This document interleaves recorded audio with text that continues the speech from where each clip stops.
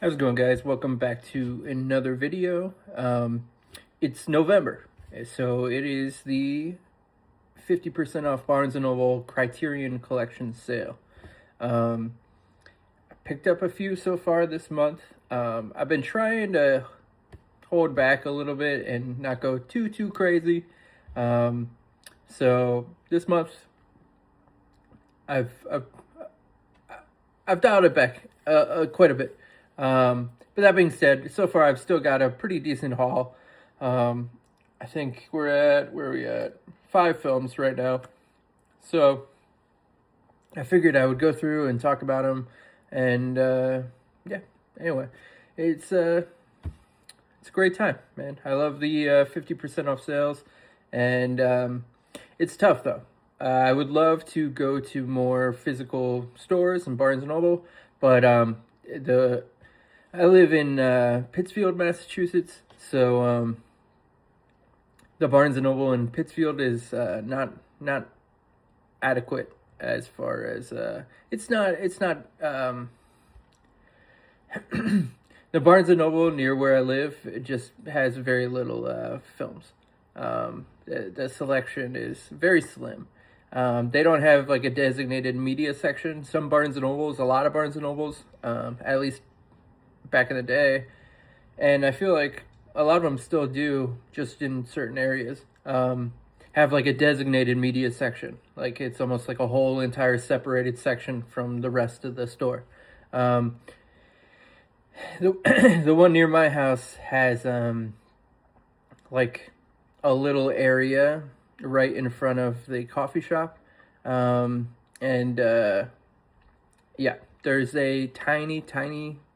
It's gotten bigger, I feel like, since like last year, but it is so tiny. It is there's a Criterion table, and by that I mean like a kitchen table, 6 foot maybe, and there's like sectioned off bins. So yeah, very little, and there's probably maybe, I don't know, a total of like 50 films total, if that. And so very little selection. That being said, I went there, I checked it out. I didn't see a whole lot of stuff. There wasn't a whole lot of stuff that was calling to me.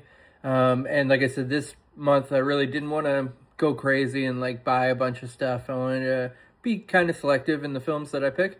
So nothing was really calling to me. So I ended up not getting one when I was there. Or at least I thought I was not going to get one. I went up to the counter because I was going to get a gift for Christmas for somebody.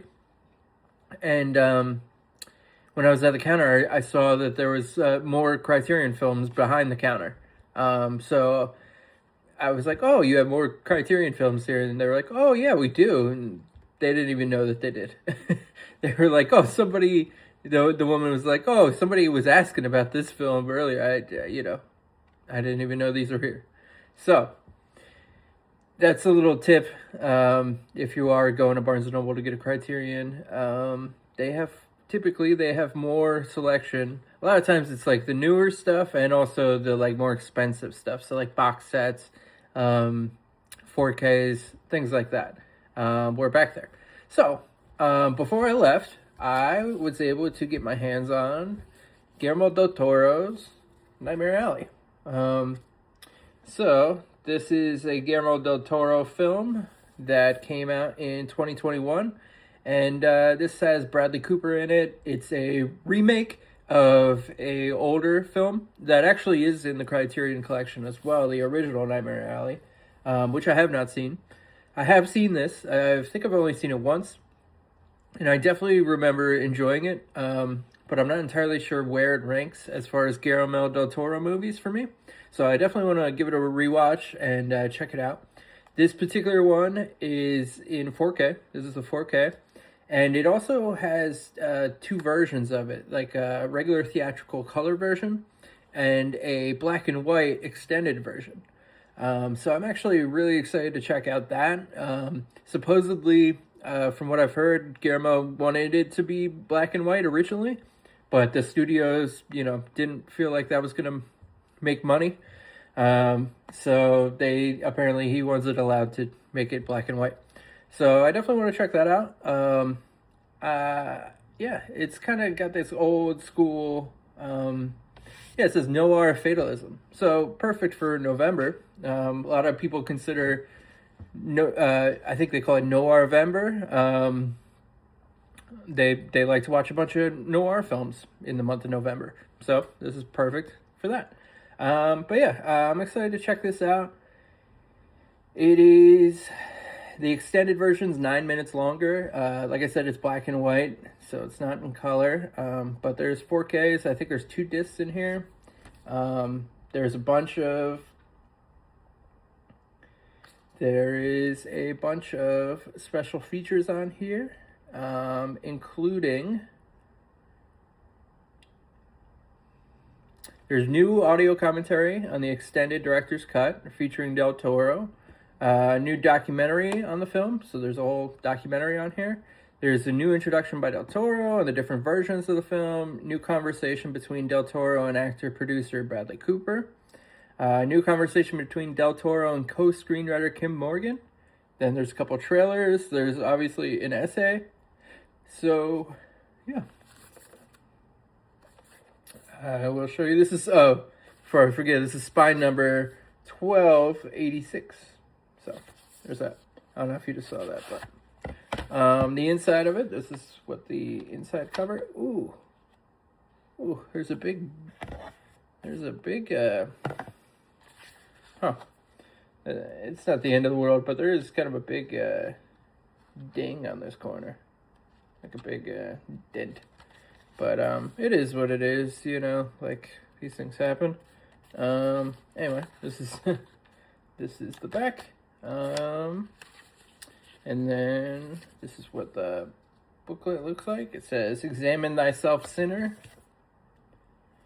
And then these are what the discs look like. So, pretty cool. When you have the artwork up like this, that's what it looks like. It's pretty cool. And yeah, pretty exciting. I definitely want to check that out. That's okay. Like I said, not the end of the world. These things happen sometimes. As long as the discs work, I'm happy, you know. A little bit of, that's kind of the thing, too, with these digipacks.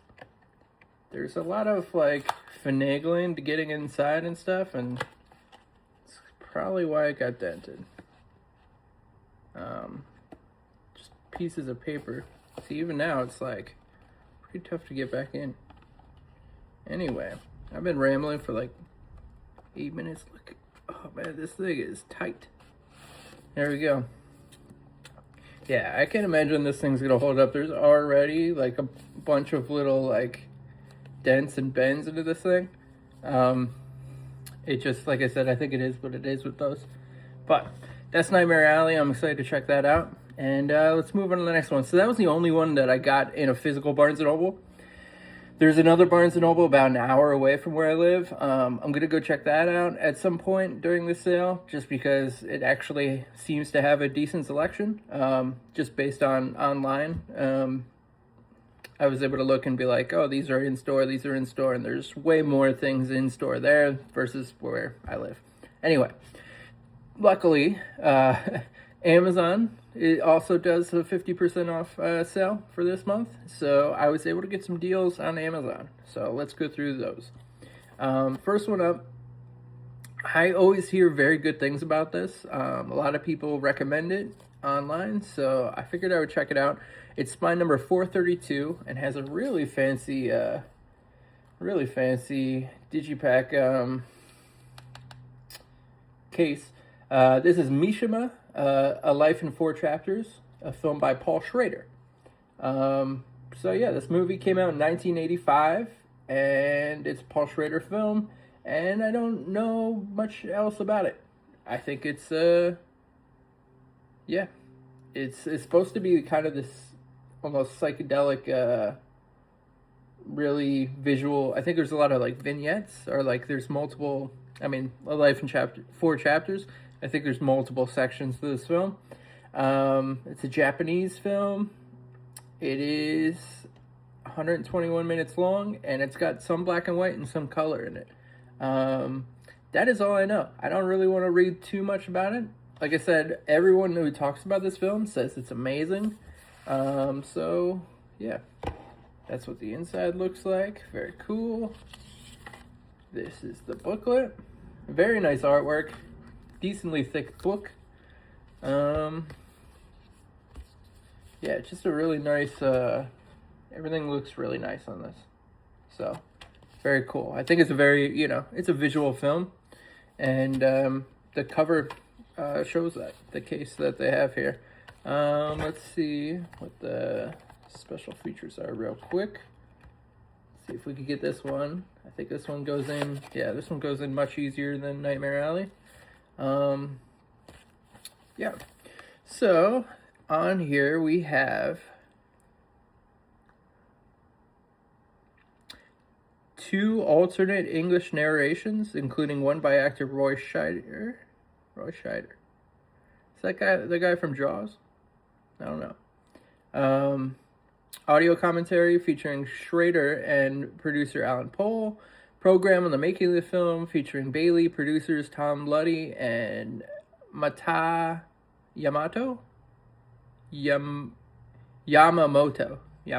Sorry. Real bad with names. What else?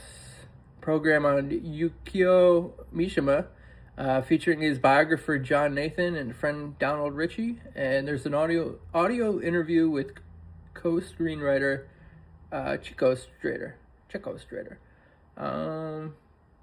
Interview expert from 1966 featuring Mishima talking about writing, and A Strange Case of Yukio Mishima, a 1985 documentary about the author. So there's a bunch of behind the scenes stuff, a bunch of making of the films, a whole documentary about Yukio Mishima. So there's this thing's loaded with bonus features. So that's pretty exciting. And yeah, I mean, like I said, it's a beautiful, beautiful digipack, and it's in 4K. So I'm excited to check that out. I got this on sale, I want to say it was like $17 on Amazon. As much as, obviously like supporting the brick and mortar stores and the businesses like Barnes & Noble, Amazon does really come in with the deals. And I definitely recommend, especially if you don't have a good selection at your local Barnes & Noble. I mean, what are you going to do? You can go on Amazon and check things out, and things are on sale for really cheap on there, if you look. A lot of times there's regional coupons that throw in additional discounts on the films. So it might be on sale for $25 or $20 depending on the Blu-ray, and then there might be an additional coupon that takes another $3 off. Typically they're in green. And yeah, be on the lookout for those. On a semi-daily, weekly basis, I search on Amazon, Criterion collection, and just scroll through. Just go through all the pages, and then every now and then there'll be a random one that has an extra coupon on it. Just a little pro tip. So the next one is I Want to Hold Your Hand. This is spy number 967. So I was going through Amazon and just kind of looking at what I, might be interested, what I would want. And I think this one came up. And I had not heard about this film. I don't think I've ever seen anyone mention it in the Criterion Closet, and I don't really ever see anyone talk about this when they're doing hauls. I don't think they're in a lot of Barnes & Nobles. So this is presented by Steven Spielberg, but it's directed by Robert Zemeckis.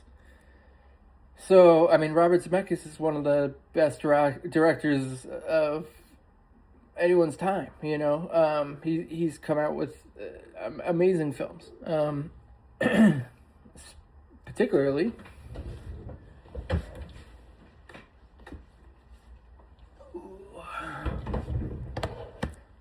right here. This is a Robert Zemeckis Spielberg joint, right? Spielberg presenting, Zemeckis directing. Yeah. I think maybe Zemeckis didn't direct all of them, but he definitely did the first one, which is Zemeckis. Yeah, he did all of them. He did all of them. Robert Zemeckis. Yeah, amazing, right? If you direct Back to the Future, that enough said.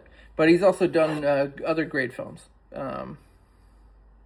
So, I want to hold your hand. I was like, oh, Robert Zemeckis, presented by Steven Spielberg. Enough said. So this is about, it came out in 1978. It says on February 9th, 1964, the Beatles made their first live appearance on American television on the Ed Sullivan Show, ratcheting up the frenzy of a fan base whose ecstatic devotion to the band heralded an explosive new wave of youth culture. I Want to Hold Your Hand looks back to that fateful weekend following 6 New Jersey teenagers, each with different reasons for wanting to see the Fab Four, on a madcap mission to Manhattan to meet the band and score tickets to the show. That sounds awesome. I'm a big Beatles fan.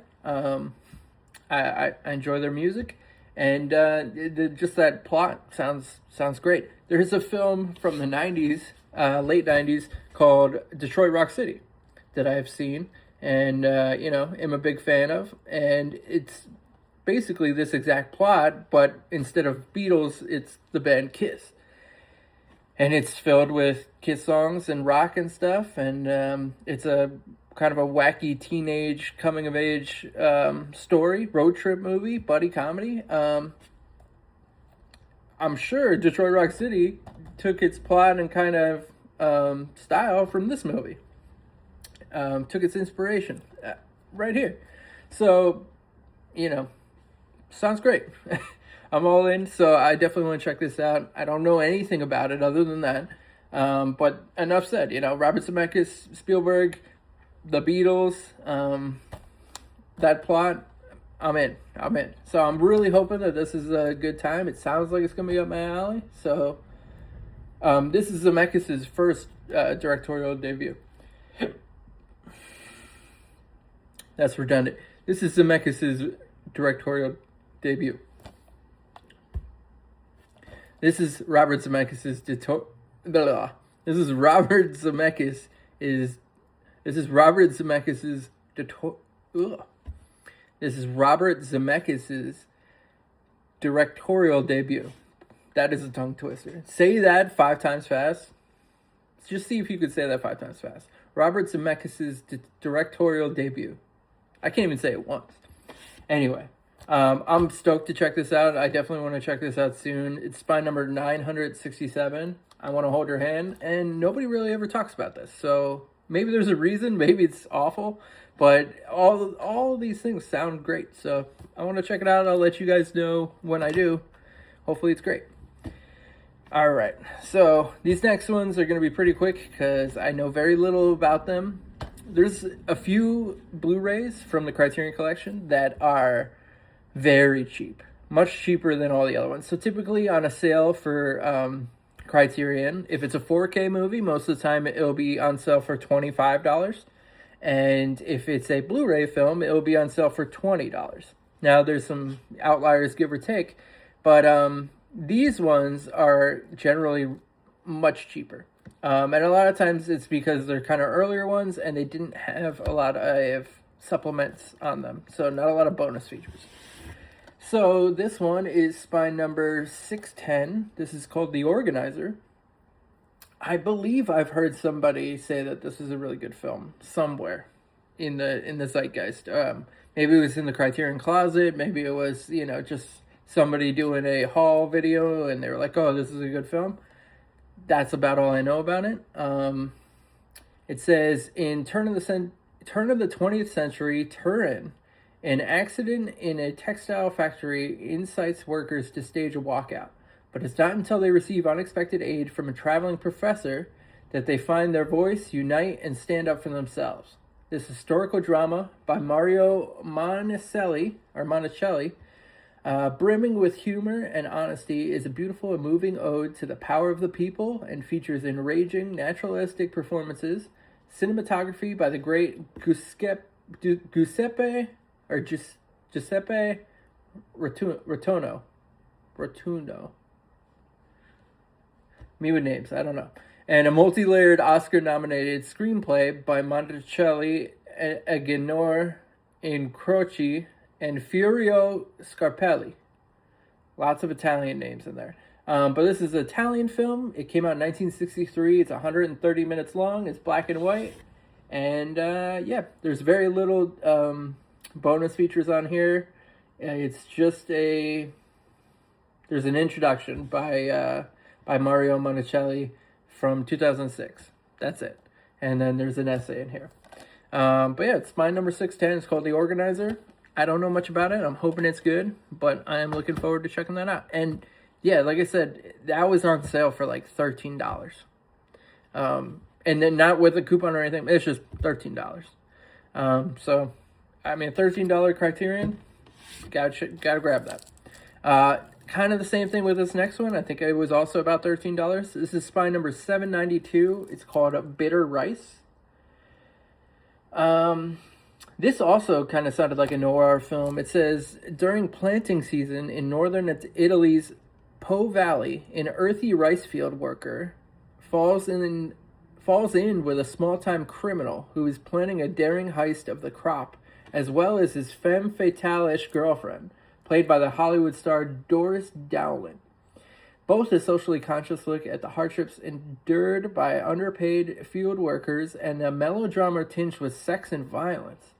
This early smash for producer extraordinaire Dino De Laurentiis and director Giuseppe DeSantis is neorealism with a heaping dose of pulp. Sounds like a good time, to be honest. It's only $13, and this one actually does have a documentary. There's a 2008 documentary about Giuseppe DeSantis,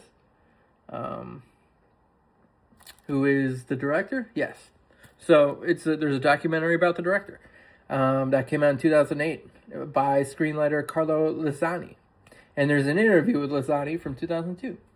Yeah, came out in 1949. It's 109 minutes long, and it's black and white, and it's an Italian film, and that's called Bitter Rice. So I'm excited to check that out. That should be good. Once again, if you see one for like $13, I think it's just a real easy, like, oh, might as well pick it up and check it out, right? So those are blind buys for me. This one's also a blind buy. They're really all blind buys except for Nightmare Alley. Oh, let me get this would be a good thumbnail. Watch you. This is me doing the thumbnail in real time. Being like, hey, let me get the sun out of my eye. Oh, there's kind of a noir kind of lighting vibe there. That's coming out. There we go.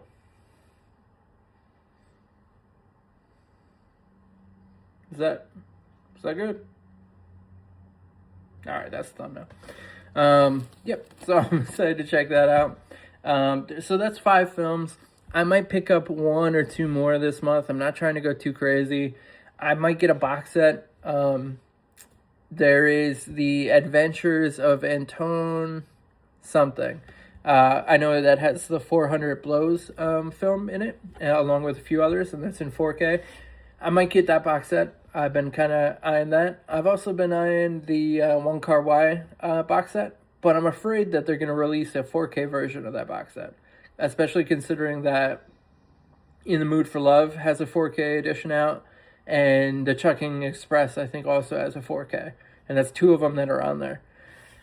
So I might hold off on that, thinking that they might release a 4K of all those films together. So we'll see. We'll wait and see. But that's it. What did you pick up? What did you guys pick up? Let me know. I'd love to hear that. And yeah, thanks for watching. Next video, hopefully, I'll have some footage of like me actually looking at different ones in the store.